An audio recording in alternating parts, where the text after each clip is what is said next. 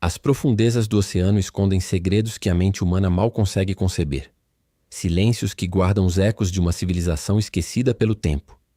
Em um ponto remoto do Atlântico Norte, onde a luz solar nunca ousou tocar e a pressão é capaz de esmagar o aço como se fosse papel, uma transmissão de rádio distorcida rompe subitamente a quietude do abismo.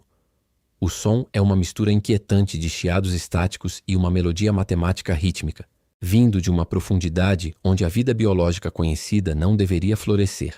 Dentro da cabine apertada da embarcação de pesquisa, o Dr. Elias Thorne segura um artefato cilíndrico que encontrou nas primeiras sondagens superficiais. O objeto não é feito de pedra ou metal comum. Ele brilha com uma luz azulada pulsante, uma luminescência impossível que parece responder ao tremor violento que sacode o casco do navio. Uma força desconhecida, emanando diretamente do leito marinho, agarra a embarcação com uma autoridade invisível, fazendo as luzes de emergência piscarem em um alerta frenético, enquanto os instrumentos de navegação giram sem controle. Elias Thorne é um homem marcado pelo fardo de uma herança maldita. Arqueólogo de formação outrora brilhante, ele viu sua carreira ser sistematicamente desintegrada pela sua própria obsessão. Nos corredores gélidos das universidades mais prestigiadas do mundo, seu nome tornou-se sinônimo de delírio e pseudociência. Ele é o acadêmico caído em desgraça, ridicularizado por seus pares porque se recusou a abandonar as teorias de seu pai. Seu progenitor, um explorador lendário e destemido, desapareceu no mar há décadas, deixando para trás apenas diários desconexos e a promessa de que a lendária cidade perdida não era apenas uma metáfora para a utopia grega. Elias cresceu à sombra desse desaparecimento misterioso, transformando seu luto em uma busca implacável pela validação do homem que o mundo chamou de louco. Para ele, encontrar Atlântida não é apenas uma conquista arqueológica sem precedentes. É o único caminho para redimir o nome da família Thorne e encontrar a paz que lhe foi roubada. O chamado do mito sempre foi a bússola de sua alma atormentada. Elias recita os antigos textos de Platão como se fossem escrituras sagradas, focando na descrição detalhada de um império que existiu muito antes das pirâmides do Egito. O relato filosófico ganha vida em sua mente. Uma civilização de navegadores e engenheiros que dominou o mundo com uma tecnologia que beirava o divino. Atlântida não era uma fábula moral sobre a arrogância humana, mas um império real de carne, osso e metal que foi engolido pelo oceano em um único dia e uma noite de fúria cataclísmica. Elias acredita piamente que o mar não apenas destruiu a cidade, mas a preservou em uma cápsula de tempo líquida, aguardando-se o momento em que a humanidade estivesse pronta para confrontar sua própria origem esquecida sob as ondas. Recentemente, o destino jogou uma carta perigosa em suas mãos. Elias recebeu coordenadas anônimas enviadas por um canal criptografado, dados que batem milimetricamente com as notas secretas deixadas por seu pai. A tensão entre o ceticismo científico e a esperança desesperada de um filho é o que o mantém de pé. Financiado por um investidor misterioso, cujas intenções permanecem ocultas sob promessas de progresso, Elias lidera agora uma expedição que muitos consideram suicida. Ele sabe que o financiador busca algo além de relíquias históricas, mas a chance de provar que seu pai estava certo é um preço que ele está disposto a pagar, mesmo que isso custe sua integridade. Ao chegarem às coordenadas exatas, o silêncio no convés é quebrado pelo bip insistente do sonar de varredura. Os monitores exibem imagens que fazem o sangue de Elias congelar. A 3.000 metros de profundidade, as ondas sonoras desenham formas geométricas perfeitas. Não são montes submarinos. São pirâmides, colunatas e arcos que desafiam a geologia natural. É uma metrópole que repousa em um túmulo de pressão esmagadora. Antes de prosseguirmos, inscreva-se no canal e nos conte nos comentários de onde você está assistindo. Enquanto Elias se prepara para o mergulho inicial no submersível, ele percebe luzes estranhas emergindo das profundezas. Não é bioluminescência marinha, mas luzes mecânicas que se movem com precisão arrepiante. Alguém, ou algo, está monitorando a expedição, e o abismo parece estar finalmente despertando para receber seu visitante. A descida ao abismo começou com o som rítmico e angustiante do metal se comprimindo sob o peso colossal de 3.000 metros de oceano. Dentro da pequena esfera de titânio, o Dr. Elias Thorne sentia que o espaço ao seu redor diminuía a cada metro que o visor digital registrava. A escuridão lá fora não era apenas a ausência de luz, era uma entidade física densa, cortada apenas pelos feixes do submersível e por aquelas luzes mecânicas misteriosas que o seguiam de perto, como sentinelas silenciosas. Sua respiração curta e pesada ecoava na cabine, espelhando a claustrofobia que o consumia. Ele não estava apenas descendo ao fundo do mar. Mergulhava no epicentro da obsessão que destruíra sua carreira e levara seu pai. A pressão psicológica era um monstro invisível, sussurrando dúvidas constantes, enquanto as luzes estranhas pareciam escoltá-lo para um julgamento final nas profundezas. Quando os holofotes atingiram o leito marinho, a realidade superou qualquer devaneio científico de Elias. Diante dele, estendiam-se ruínas monumentais que desafiavam milênios de história. Colunas de mármore branco estavam entrelaçadas com veios de oricalco, o lendário metal avermelhado que brilhava com um fulgor interno hipnótico, desafiando as leis da física moderna. A arquitetura era uma mistura de estética clássica e engenharia avançada, com edifícios que pareciam ter sido fundidos por calor intenso e não apenas construídos. O choque visual trouxe lágrimas aos olhos de Elias. A cidade não era uma simples fábula, mas um testamento de uma glória perdida que a humanidade jamais ousou imaginar. O silêncio daquelas ruas era absoluto e gélido, carregado com o peso de uma civilização que outrora dominou o mundo. Guiado por um magnetismo pulsante, Elias conduziu o submersível até uma estrutura colossal em forma de domo. Para sua total descrença, o interior daquela cúpula estava seco, mantendo uma bolsa de ar preservada por milênios. Ao desembarcar e caminhar pelo solo de pedra polida, o coração de Elias parou ao avistar uma silhueta terrivelmente familiar. Era o submarino de exploração de seu pai, encalhado como uma baleia de ferro contra uma parede milenar coberta de inscrições geométricas antigas. A dor da perda explodiu em seu peito como uma fúria renovada. Ele tocou o casco frio da embarcação velha, sentindo a presença fantasmagórica do homem que o mundo rotulou de louco e charlatão, mas que fora o único explorador a realmente encontrar a verdade proibida.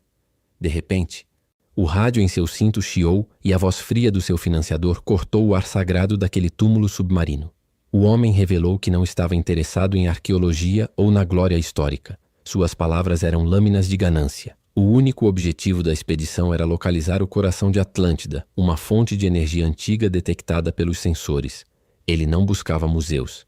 Ele queria o poder bruto capaz de redefinir o equilíbrio geopolítico global, mesmo que isso significasse desestabilizar o leito marinho e causar catástrofes tectônicas sem precedentes em toda a superfície.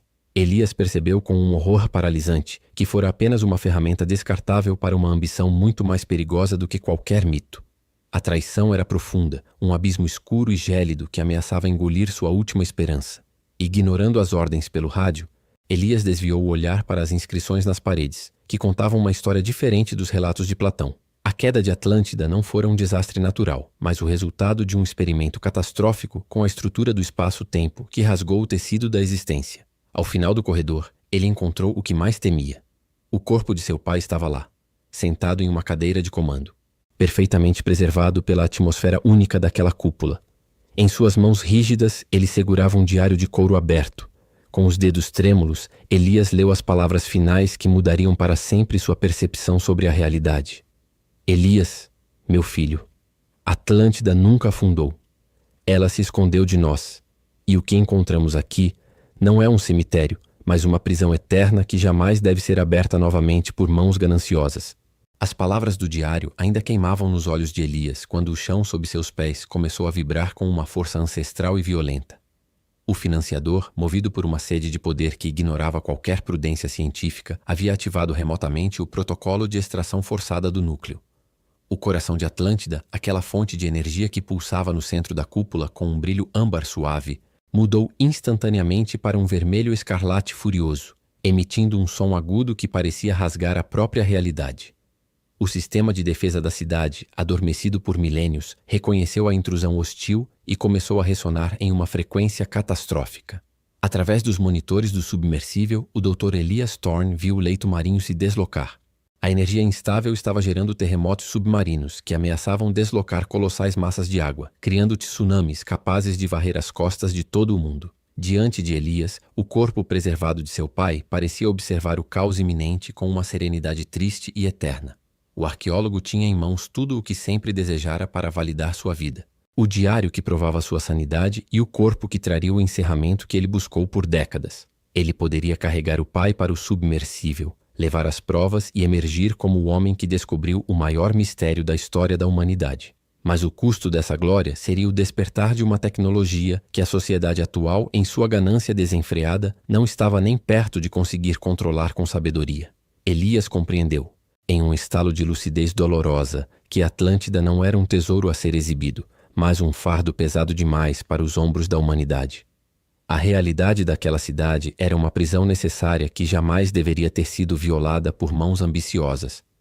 Sinto muito, pai, mas agora eu entendo o seu silêncio, sussurrou Elias, enquanto lágrimas de rendição se misturavam ao suor que escorria por seu rosto. Ele se despediu espiritualmente, tocando a mão rígida do explorador uma última vez, sentindo o peso de gerações de segredos. Com uma resolução sombria e definitiva, ele ignorou os gritos furiosos e as ameaças do financiador que ecoavam pelo rádio e redirecionou os motores de seu submersível. Em vez de fugir, ele usaria a própria energia do sistema de extração para causar uma sobrecarga nos estabilizadores da cúpula de ar. Sabotando os circuitos de oricalco que mantinham a estrutura íntegra, Elias desencadeou uma reação em cadeia de desmoronamentos controlados.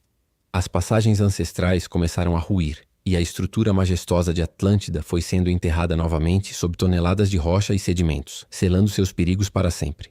A subida para a superfície foi um borrão de perigo e desespero puro. O submersível de Elias foi lançado para cima pela força da implosão submarina, enquanto a cúpula de ar colapsava totalmente atrás dele, engolindo o submarino de seu pai e todas as evidências físicas daquela civilização perdida. A pressão externa batia contra o casco de titânio com uma fúria quase consciente, como se o oceano estivesse tentando esmagar a última testemunha. Quando ele finalmente rompeu a superfície, o mar estava estranhamente calmo, uma máscara azul indiferente que escondia o sacrifício que ele acabara de fazer. A embarcação de pesquisa havia partido. O financiador e sua equipe fugiram covardemente ao perceberem que a fonte de energia fora destruída, deixando Elias à deriva em um bote de emergência, sozinho com o som das ondas. Semanas depois, Elias Thorne sentava-se em um cais isolado, observando o horizonte onde o céu encontra o mar. A mídia e a academia o trataram com a crueldade prevista. Sem fotos nítidas, sem amostras físicas e sem o corpo do pai, ele foi rotulado como um sobrevivente traumatizado que inventou uma fantasia delirante para encobrir o fracasso total de sua expedição. Ele foi novamente ridicularizado e definitivamente desacreditado, transformado em uma nota de rodapé sobre obsessões perigosas. No entanto, o peso opressor em seu peito havia sumido. Ele estava em paz, sabendo que algumas verdades não foram feitas para serem possuídas, mas para servirem de aviso silencioso sobre os limites da curiosidade humana. O mito de Atlântida permaneceria um mistério, protegendo o mundo de si mesmo. Lentamente, Elias colocou a mão no bolso do casaco, sentindo a ponta afiada de um objeto pequeno e frio. Ao abrir a palma, um minúsculo fragmento de oricalco brilhou intensamente sob a luz do sol poente, emitindo um calor sutil que pulsava como um coração mecânico. O ciclo de ganância estava realmente quebrado, ou ele era apenas o novo guardião de um segredo que o mundo jamais estaria pronto para ouvir? Atlântida continuava lá embaixo, mergulhada no esquecimento eterno, esperando que um dia talvez a humanidade fosse digna de sua luz, enquanto o pequeno brilho em sua mão provava que a linha entre o mito e a realidade é mais fina do que qualquer oceano pode esconder.